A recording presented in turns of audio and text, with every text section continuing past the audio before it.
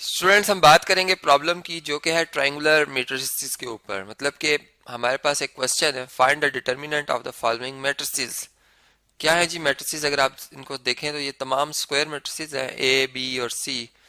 अब अगर ए मैट्रिक्स को आप देखें तो इसमें जो डायगोनल एंट्रीज से नीचे एंट्रीज हैं वो सारी जीरो हैं, और ऊपर वाली जो डायगोनल से ऊपर एंट्रीज हैं वो जीरो नहीं है, या कम से कम उनमें एक एंट्री ऐसी है जो जीरो नहीं है। ठीक है, तो इससे मैं कहूंगा कि ये इस जिसमें के डायगोनल से नीचे सारी एंट्री जीरो, इसे अपर ट्रायंगुलर मैट्रिक्स कहेंगे या सिंपल ट्रायंगुलर मैट्रिक्स कहेंगे। इसी तरह बी भी एक ट्रायंगुलर मैट्रिक्स है, लेकिन ये लोअर ट्रायंगुलर मैट्रिक्स है क्योंकि इसमें जो जीरो एंट्रीज हैं वो डायगोनल से ऊपर है। ठीक है, नीचे नहीं है, इसलिए इसे हम कहेंगे कि ये क्या है, लोअर ट्रायंगुलर मैट्रिक्स है। ये अपर था, ये लोअर था, लेकिन दोनों ट्रायंगुलर मैट्रिसेस हैं।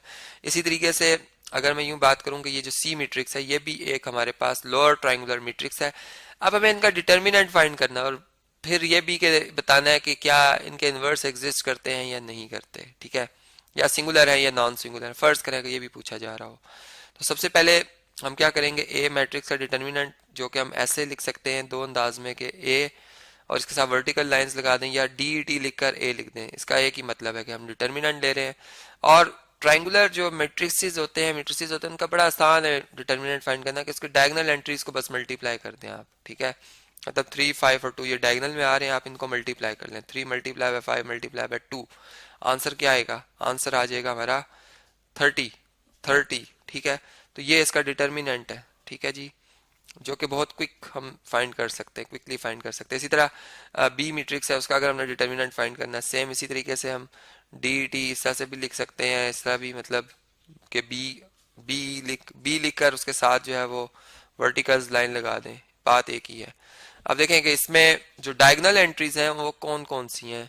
2 है, 5 और 7 है। 2 मल्टीप्लाई बाय 5 मल्टीप्लाई बाय 7 आ जाएगा, जो कि 7 5 टाइम होता है 35, और 35 2 टाइम होता है 70। तो हमारा आंसर आ जाएगा 70।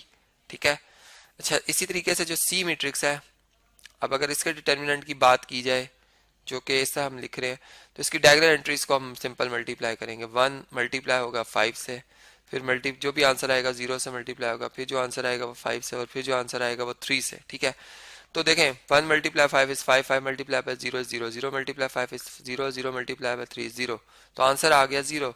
इट्स मीन कि जो सी मैट्रिक्स है हमारा वो एक सिंगुलर मैट्रिक्स है, सिंगुलर मैट्रिक्स है। ठीक है, और इसका इन्वर्स एग्जिस्ट नहीं करता, क्योंकि हमने देखा था कि वो स्क्वायर मैट्रिक्स के जिसमें के जिसका डिटरमिनेंट 0 आ जाए, हमने इन्वर्स का एक फार्मूला पढ़ रखा है, और वो क्या था, वो ये था कि जैसे कि सी मैट्रिक्स हमने इन्वर्स फाइंड करना है, तो मैं लिखूंगा adjoint of C matrix, adjoint of C matrix divided by C determinant. अब डिटर्मिनेंट चूंकि आप जिस नंबर से डिवाइड करने जा रहे हो वो 0 होगा, तो फिर आंसर नहीं एग्जिस्ट करेगा, इन्वर्स एग्जिस्ट ही नहीं करेगा। ठीक है, तो सिंगुलर में एग्जिस्ट नहीं करता।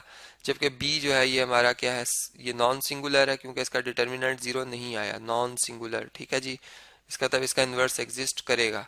और इसी तरीके से यहाँ पर ए जो है ये भी क्या है, नॉन सिंगुलर है। तो इस तरह से हमने देखा कि एक तो हमारे पास ट्रायंगुलर मैट्रिसेस क्या होते हैं, और फिर ये कि उनका डिटर्मिनेंट कैसे फाइंड करते हैं, फिर उन्हीं में हमने देखा कि सिंगुलर कौन से मैट्रिसेस हैं और नॉन सिंगुलर कौन से मैट्रिसेस हैं।